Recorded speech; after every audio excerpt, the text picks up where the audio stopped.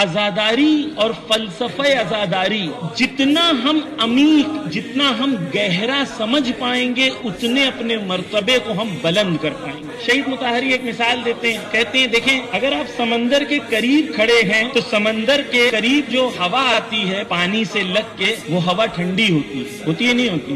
Minimum فائدہ یہ ہے کہ جو لہریں آئیں گی ٹھنڈی ہوں گی، آپ کو احساس ہوگا کہ میں ٹھنڈی ہوا کا لطف لے رہا ہوں۔ امام حسین کی محبت اور عزاداری بھی ایسی ہے، کم سے کم اثر یہ ہوگا کہ 10 دنوں میں روحیں زندہ ہو جائیں گی۔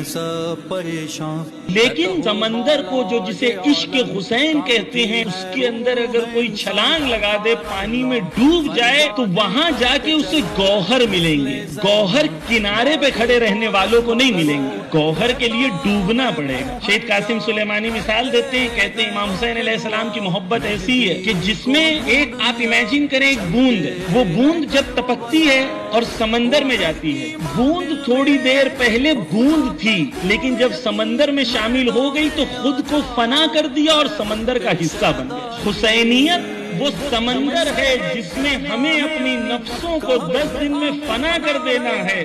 10 دن کے بعد جب پلٹنا ہے تو ہر آدمی ایک رنگ میں نظر آئے، وہ رنگ حسینیت ہے۔ روز عاشورا ہر پل صدائے واویلا نوحہ ہے۔